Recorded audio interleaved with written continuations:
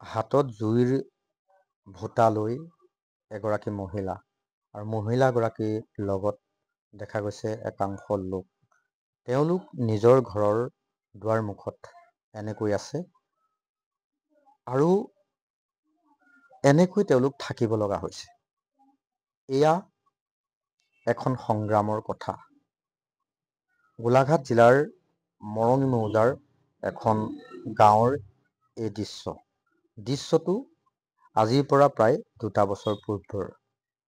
আৰু 2 বছৰ পূৰ্বৰ মানে সেই একেখিনি দৃশ্য আজিও বিৰাজমান আৰু একেখিনি কথা আজিও বিৰাজমান। আপোনালোকে নিশ্চয় ধৰিব পাৰিছে। বৃহৎ হাতীৰ জাক গাঁৱৰ মাজেৰে যেতিয়া পাৰ হৈ যায়, মানুহৰ ঘৰৰ কাষেৰে বাৰীত সোমোৱাৰ যেতিয়া চেষ্টা কৰে হাতীৰ জাকে, সেই সময়ছোৱাত হাতী আৰু মানুহৰ মাজত এখন সংঘাত সৃষ্টি হয়, এখন সংঘাতৰ সৃষ্টি হয়।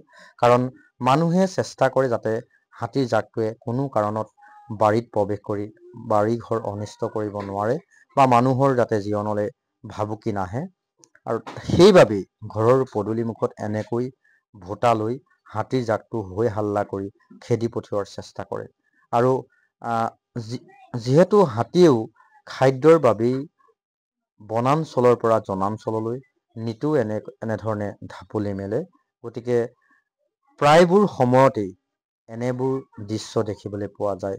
আৰু হাতীৰ জাকে নিজৰ বাট লয় ঘৰৰ কাষেৰে বা মানুহৰ বাৰীৰ কাষেৰে।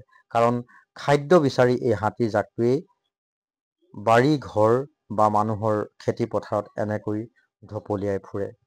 আৰু সেই হাতীৰ জাকটো যাতে মানুহৰ বাৰীত প্ৰৱেশ নকৰে বা ঘৰত প্ৰৱেশ নকৰে, সেই ক্ষেত্ৰত মানুহে হৈ হাল্লা কৰাৰ লগতে এনেকৈ জুইৰ ভোটা লৈ নিজৰ দুৱাৰ মুখত ৰখিব লগা হয়, নিজৰ পদূলি মুখত বা চোতালত এনেকৈ ৰখিবলগীয়া হয়।